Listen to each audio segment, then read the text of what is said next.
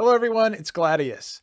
So 10.0.5 came out with a couple of changes, the biggest one of which is the Revival Catalyst. For those of you who don't know, the Revival Catalyst is where you can actually change gear set items into another gear set.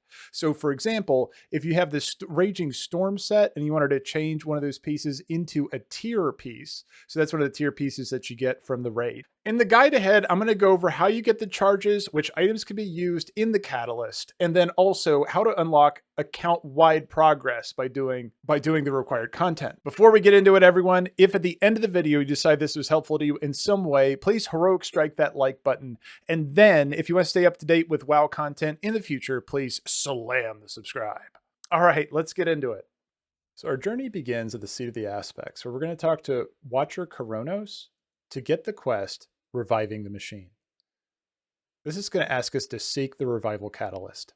Go ahead and accept this quest.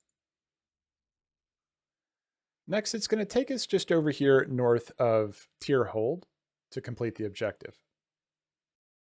We're going to head on inside and then talk to Entuka next to the Revival Catalyst. Complete the quest. Then it's going to say gather resonance from group content throughout the Dragon Isles. Go ahead and accept this new quest. And you can see here that killing the world boss gave me 20% credit towards my weekly cap. From other guys, you might have heard that world bosses and elite world quests are going to give 50%. This was hot fixed and patched by Blizzard within the first day of the content being released.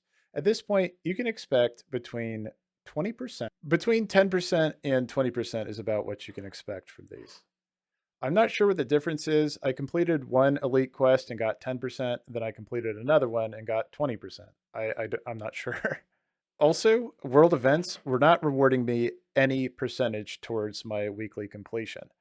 I'm not sure the reason on this. I was pretty sure that in the patch notes, it said that we would get credit by doing these world events. So this might be fixed in the future. But at the time of recording this video, we are not getting any credit for the community feasts and the Marok Centaur, were the two that I tried. However, you do get credit for raid bosses. I got 25% credit for my raid boss kill. And from what I've heard, heroic dungeons do not give credit. Normal dungeons do not give credit, but Mythic Plus bosses do give credit. Also, you can increase this cap through PvP, solo shuffle, and ranked arena.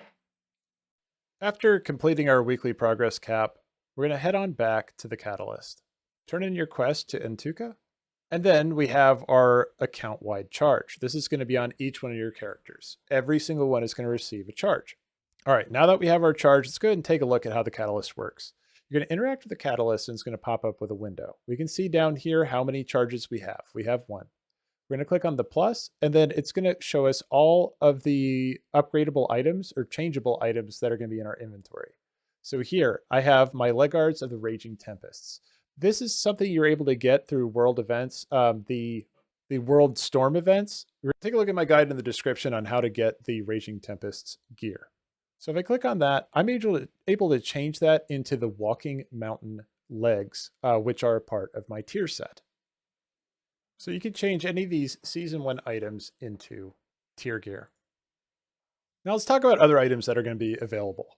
Anything you get out of the Great Vault is going to be eligible to change into a tier set item. Anything that drops in the raid, any level of it, is going to be able to be turned into tier gear as well. Mythic Plus dungeons will also drop gear that is eligible to be changed into tier gear. Unfortunately, heroics and below in dungeons will not drop items eligible to be upgraded.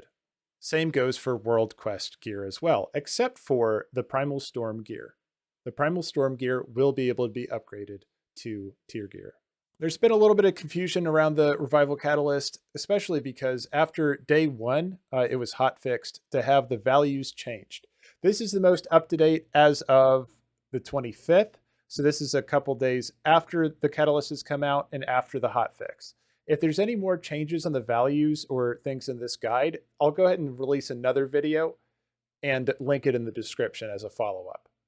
Once again, everybody, if you found this video helpful, please heroic strike that like button. And if you want to stay up to date with WoW and MMO content in the future, please slam the subscribe. I appreciate your time today, and I'll see you in the next one. Bye, everyone.